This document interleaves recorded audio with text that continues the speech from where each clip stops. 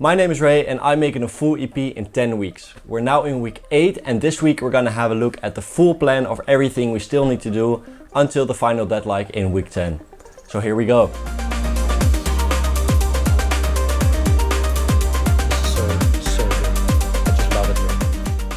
And we're starting out over here in Notion. This is where I keep all the information and all the planning and basically everything about the project. And we're starting out by a planning and timeline. This is of course a draft version and it's not final at all. Like not at all. This is just something I just came up with. So the draft release date for the EP is Friday the 30th of October. And then the single should be about 3 weeks before, which is then the 9th. So if we take a look at the calendar, I'm recording this on a Friday the 14th. So we still have episode 8, episode 9, and then episode 10. And then all tracks have to be done.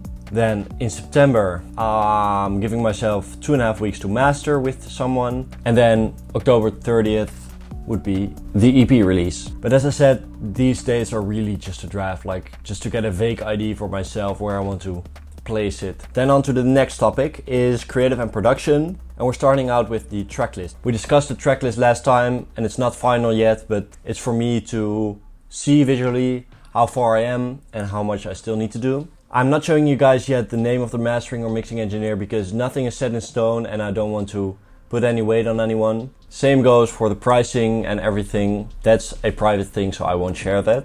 But probably I'm going for stem mastering and it's gonna sound amazing. I have full faith in that. Then onto visuals and design. This is gonna be a really time intensive topic. So let's have a look at all we need for this one. We of course need 2 cover arts, one for the EP and one for the single. Then we need about 5 press photos. Then I also want to have a brand style guide because I want to have every rule that I've developed over the past 2 years into one document so that I can share that easily with photographers. Then I'm making a one sheet. I'm doing it online just for bookers, promoters, collaborators. I can send out so that they immediately see who I am, what I did, etc. I'm gonna need to shoot a profile picture for all my Instagram, YouTube, TikTok, WhatsApp, everything so that everyone knows there's something new coming up. I need YouTube visualizers and then Spotify canvases, which is also really important. That's like the video you see when you play on the Spotify app. Then you see a little video and that's the Spotify canvas. So I'm also gonna have to do a photo shoot.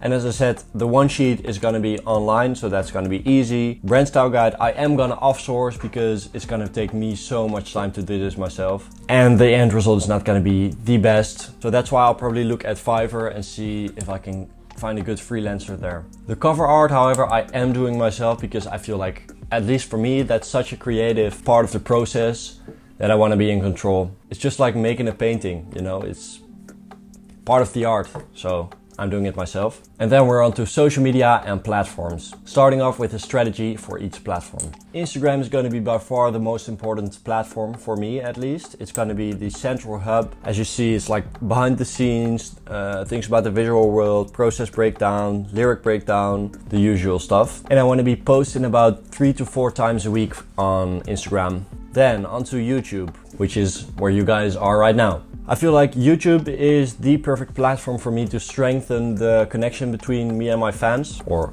potential fans probably, because you just get more time and I can show more personality and you can see what I think instead of just bam, bam, bam, you know? And then we have TikTok. And TikTok for me is by far the most difficult platform. Not because I'm afraid of it or something, but it's because I just genuinely don't know what to post. And that's really hard. I've been trying to figure out a lot of things and I haven't found a way to get into the posting rhythm I have on Instagram, just because I have no idea what I want to post. So yeah, that's gonna be a hard one, but we'll see how we go. And then furthermore, we have all the music posting platforms, being Spotify, Apple Music and SoundCloud. For me, Spotify is gonna be the biggest streamer by far. I know that will be like 95%, maybe 98% of all my streams will be through Spotify. So that one's gonna have the priority. It should all look perfect. Then Apple Music is gonna have some people. And SoundCloud, I just wanna post it on there for consistency, but I don't expect any streams on there, so yeah. And I'm organizing all this into a content calendar. I'll show you the content calendar for Sleepless, my previous release. So I'm writing down what kind of post it is, maybe a caption, a small description of the post for myself, then on which platform it's gonna be, what type of content, when I'm gonna post it, the status of the post, and then a little preview and the file name so that I can find it quickly. And I must say, this worked so well for me. I didn't even expect it. I expected it to be way too much over planning, but it really worked really well, so I'm definitely gonna do it again. So we've now come to the final part, which is the administration and finance part. I will be blurring a lot of information, such as names and percentages and money, because it's all unconfirmed and I don't want to pressure anyone and I don't want to, you know, create weird situations. So that's all gonna be blurred for now. But this is the kind of costs I will have to make, probably. And then I've also made proposals for all the rights divisions, but as I said, haven't discussed it with the artist, so I'm not gonna show it. But I show you one that is completely made by me so that you can see the format in which I'm doing it, which is the outro track. I made it completely by myself with no interference of anyone, so I can show you this. It's divided into copyright, which is a composition part and a text part, and that's usually split 50-50. Then we have the neighboring rights. Long story, I'm not gonna explain.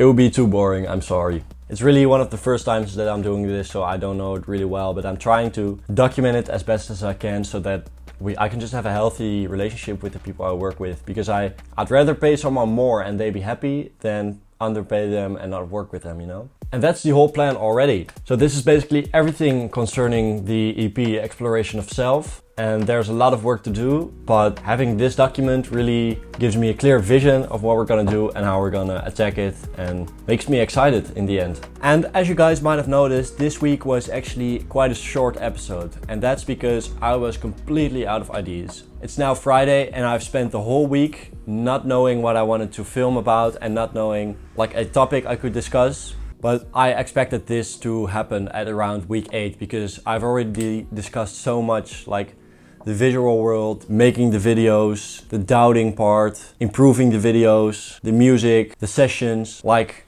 we've already discussed so much, so that's why it was shorter today. But I still hope you guys enjoyed this short video.